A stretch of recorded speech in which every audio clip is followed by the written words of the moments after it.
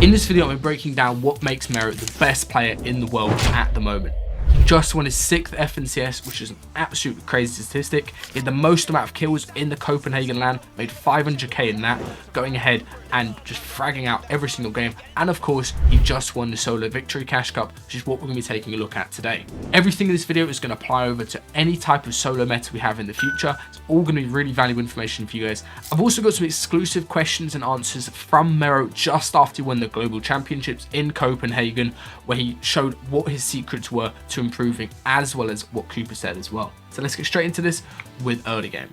The Mero spawn, he went ahead and landed a run with ruins in Copenhagen and of course in the solo cash cup finals. It's a very underrated drop spot. It's mid-map, it's going to pull a lot of good zones, and of course you get a chance of getting the drones as well as the vault down below, and you can easily get cat mats from this spot. And of course, Mero is using a dropping count drop map. You can see a picture of it there on stage, and he completely smokes both of these other players trying to contest him. And the reason why you want to use a drop map, of course, whenever you're playing a finals, you only get 3 games, and if you can quickly outdrop other people like Mero does, you're able to quickly create an advantage in terms of loot. So straight away he gets a pump, SMG, AR and minis, and he's going to go ahead and know exactly what mats to farm. So you can see here he smacks this, quickly gets up to 8 builds, and he's going to look with this loot advantage to immediately push the other player who's landing near him. Very smartly though, he doesn't make the mistake of committing down below and trying to get more loot like crash pads, farming up more. Instead, he just takes height, as you can see here, which means he's going to control how the fight starts. So he goes ahead and takes height, figures out where's the other player, especially because you can see on visual sound effects, and he's going to go ahead and get the start of the fight opening in his favor. And as you can see, this other player, because they've landed late, they don't have as much loot as Mero. Mero hops straight into his box and takes him out, and now has the entire place to himself to get stacked up. One really important thing that Mero does in all of his rotates is he's always checking for threats around him, and he makes sure to pre-block off these threats. So many players, they wait till they get shot by somebody, but Mero here, he knows that he doesn't want to go ahead and slow down his rotates. Look what he does. As he starts rotating, he just pre-blocks before this other player has an opportunity to shoot him, blocks off all those angles behind him, and as he continues to rotate, he's constantly double checking potential threats near him. He knows there's players behind him on his right, as you can see here, so he's always double turning around, making sure that they're not opening up on him. And then now, as he comes into zone, this is really important, whenever you're in an unknown area or there's a player right next to you, just box up, especially if you don't need to force the rotate in one go. Much better to be in a position that's not as good, but you're still stacked on mats and still stacked on heals, than it is forcing a rotate. As we come into the partial zones, so these 50-50, 6th and 7th zones, Mero starts doing something very smart. First of all, is he's not just white lining his way in, he's intentionally wrapping around the edge of Storm as it closes in, so he's getting onto the expanding side of Storm up here. He also goes ahead and burns a decent amount of mats to actually get to this expanding side, because he knows once he gets it, he's going to be able to refarm all of his materials really freely because he's on the dead side of zone. Now, as you can see, he is completely isolated to himself on this edge of zone, and he has a free rotate to wherever the next zone pulls. As you can see, it pulls far to the south. All the people that just white line in zone are on this congested side, and Mero has a free run in on the dead side of the zone, and he can also farm up all of his mats that he used getting to that position. One very important thing when you're doing this strategy is you need to make sure that you don't shoot anybody, give away your position, and you just run into the zone completely for free like he does here.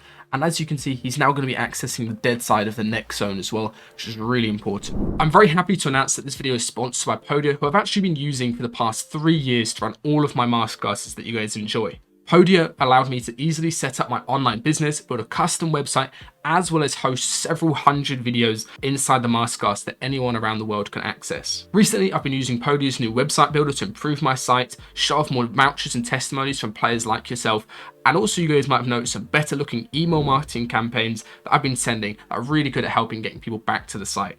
Podia is absolutely perfect if you want to go ahead and set up an online business, if you want to get into starting coaching or selling your own product online. Podia is the perfect place to do it. I cannot vouch it enough. I've been using it for 3 years. You can go ahead and sign up completely for free at podia.com/Fortnite. Now, as the 7th zone starts closing in, you can notice here that Mero is completely isolated by himself. There's nobody around him because of how well he's rotated so far this game. And also, what he's going to do is hold his edit and get ready to instantly sprint. As soon as zone closes in, he sees he doesn't pull zone, he is out of his box and sprinting towards zone using the attack sprint. And this is really important because first of all, he's using the line of sight of his box to block off other people behind him, and all these other players behind him are busy sitting in their box, checking their augments, worrying around the other players around them, and then now they're starting to plan their rotates, whereas Mero is one step ahead and he's already going to zone. Another important thing of his gameplay is he's using roaming redeploys, so whenever he hits something like a crash pad or a mushroom right there, he can just fly to zone and get even more distance. And as you can see, he's able to get completely into the front side of 8th zone where it's about to pull to for very cheap mats, and he's also here so early he can potentially look for a kill if he needs it. If you guys want to get into competing and getting your first earnings, go check out Solo's Masterclass 5.0. Only $25, you get lifetime access, free updates for next season and all future seasons as well. And I recently added this whole new section of Inside the Mind of the Global Champions, where I have a bunch of videos from Cooper himself, as well as the guy in the video, Mero, showing how he fights in solos, as well as 2 separate first place breakdowns from him.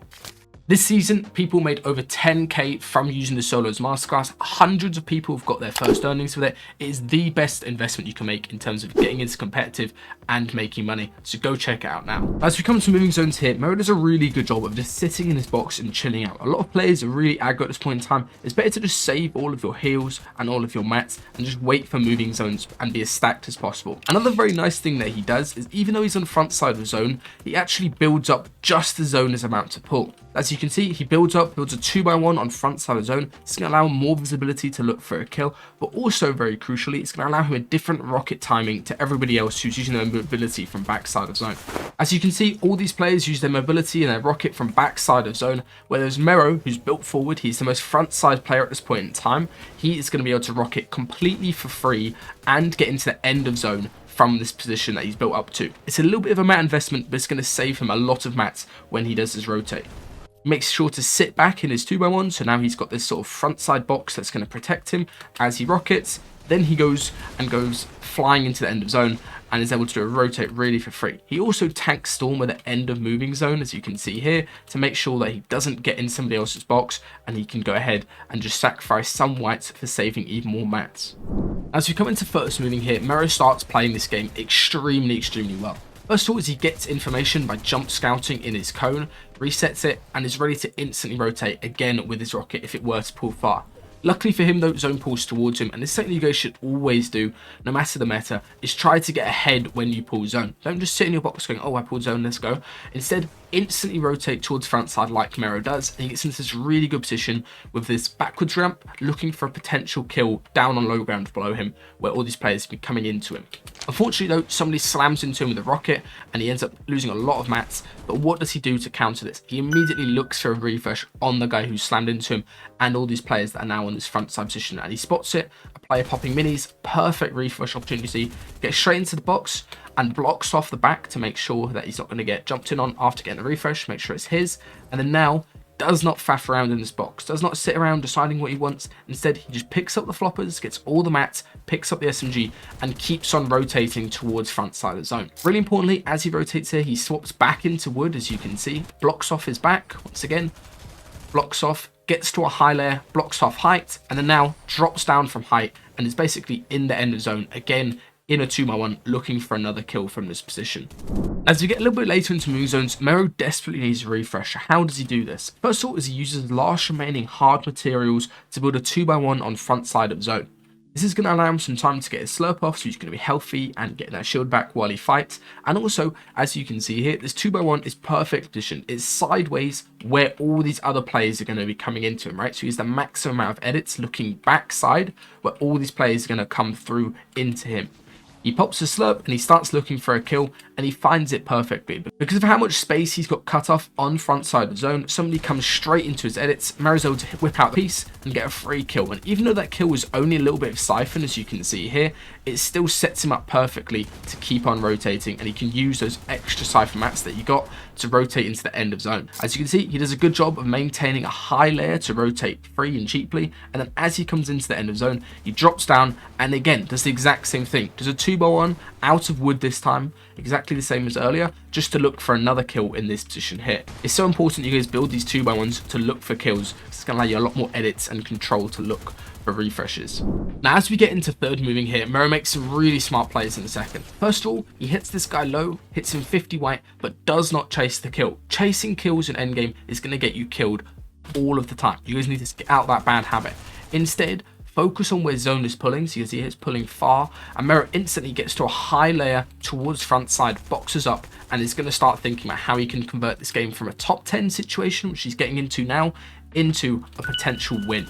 And how does he do this? He starts thinking out what is going up on height. And as you can see, there's two players build fighting each other back up on height, and Mero makes the perfect play here, which is to rocket ram, cut them both out using his whites, and he knocks both of them out and they both die to fall. Unfortunately for Mero though, as you can see, another player's instantly realised what's happened, and they've gone ahead and got all of the mats. Even though Mero slams into him, he's forced to play this game out without that refresh, but he did just grief height, and he's going to remember that for later on. Now Mero does a really good job of getting off of low ground, getting out of that bad position, and getting to a high layer, as you can see here. And he gets into this high layer, which allows him some time to have a breather, reload his guns, start thinking about another potential refresh, which is exactly what he goes for. So how does he do this? First of all, is he opens it up with the SMG. Remember, gold SMG, bleed through damage through walls. It's unbelievably good. So you get some opening tags on this player, almost cracks him. As you can see, this guy's pretty much 1 HP. And Mero knows he has to commit to this 50-50. Of course, he's going to take damage while doing this, but there's really no risk of dying since he's taken the time to heal. And he gets that tack kill right there, gets a slurp from the guy, and then now he makes the correct decision, which is to swap to the pump in the 1v1, as you can see. Swaps to the pump, and now he's stacked up on mats. He has to play this game out perfectly to win it, since he no longer has height. Now, winning games from low ground is very difficult this season, but it definitely can be done, and it is really viable if you know how to play it, and especially if you get a big map refresh like Mero just did. First of all, is he claims low ground early, since it's playing downhill. He makes sure that he's the first one down here, and he makes sure to claim all this space away from this other player. It's really important that you claim space like this, because it means that the other players are going to be forced into fighting as the zone starts fully shrinking in. Now Mero tarps towards front side, and he's in this position here where other players are fighting above him, but he doesn't rush trying to get a kill, right? He just wants to sit down low ground, use his mats for a second, and potentially try to refarm something like he did earlier on in the game. He spots a perfect refarm opportunity, this tree right here, and just as he's refarming, he spots a really nice opportunity to get some free kills. Two players jump down, start 50-50. He gets very lucky with them both being low HP and wins that. However, he didn't pick up enough of the mats, which I'm sure he realised, right? He missed out a lot of these mats right here. So what does he do? First of all, is he goes ahead and plays this 1v1 absolutely beautifully. He looks for counter damage while the other player's SMG spraying, gets a little bit right there, and continues to refarm his mats as he plays this 1v1 out in this final zone. Now he goes ahead and early tank storm. There's no point dropping down front side with heals. You want to be playing your heals back in storm like he is doing. So you can see he plays back in storm, gets the siphon mats that he missed from earlier, pops some floppers, and now he's going to go ahead and look to fight the other player. And of course, with this mat advantage and the fact that the other player only has a slurp on, which of course is still pretty good, the other player is going to make a mistake here when he notices Mero's ramping up. Other guy edits down, trying to secure himself the heal off, and he dies to fall, and Mero gets the second win and wins the entire cash cup. Now we get into final moving here in a 1v1v1 situation, 3 players up. How does Mero close this out? A lot of players in this situation would think, oh, I've got 4 builds, I need to fight for a refresh. Mero knows though that just getting a refresh on this guy is, he's got 0 mats, he's got nothing, right? It's just going to lead to him dying to the high ground player who's going to be super stacked. So what he does is extremely smart. Instead of focusing on the other low ground player who shambles, he looks up at height, and look, he waits for the guy in height to run out of SMG bullets. That is so crucial, because now it allows Mero a free rocket into the other player, allows him to take some fall, and now the guy has to reload, which allows Mero a free return into zone without taking too much damage. And now Mero's in a 1v1 versus this other player, who of course has the mat advantage, but Mero's done enough damage and wasted the guy's time enough, and it's actually going to allow Mero the opportunity on low ground down here to sit and refarm mats. I can't tell you guys how important trying to refarm mats whenever you're in a final zone position is, especially a 1v1, whether you're up on height or down on low like Mero's here. It's going to allow you to win. Now Mero's put in a situation that other player on height starts dropping down, and Mero, as you can see, even though he's absolutely shambles, he somehow managed to get himself into a position where he has more mats than the other player and also more HP by a tiny margin. And what does he do? He goes ahead, waits perfectly for the other player to make a mistake, dropping down. Mero's tanking storm, edits the cone, and then just wins the SMG trade with his controller, of course. But I think for controller, it's super hard, honestly. I'm not going to sit here and I'm not going to sugarcoat it. Controller is super hard. We don't have scroll reset. We've gotten nerfed a lot. It's a lot about just trying to play as much as like a keyboard player with aim assist. That's my best advice. That's what I've always tried to do my entire career from like Stark season, everything. I've always played like a higher sensitivity. I'm not recommending a higher sensitivity because it's not for everybody, but I've always tried to just mimic keyboard players every single time. Because playing like a controller player, it gets you so far, but then you're done. Like, that's it. Biggest tip for improvement is watch other players and try to put these small things into your own gameplay that they do. Be good at solos, because obviously a lot of your games came down to individual solo plays, refreshes, getting in boxes, as well as a couple clutches, right? Especially from you, Cooper, and as well Mero, of course. How important do you think just working on your fundamentals, solos, even though the pricing at the moment is not the best in the solos, everyone's moaning about, how important do you think it is?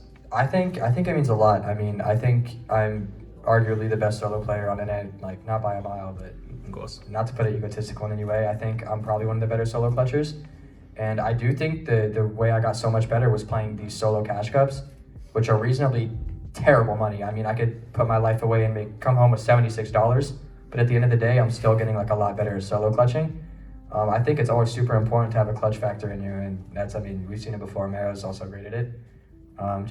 Today I had my moments. I mean, one thing that was really big is that I feel like I didn't get nervous towards like endgame. You know, just getting in flow state is huge. I think it's such an important factor for big tournaments like this.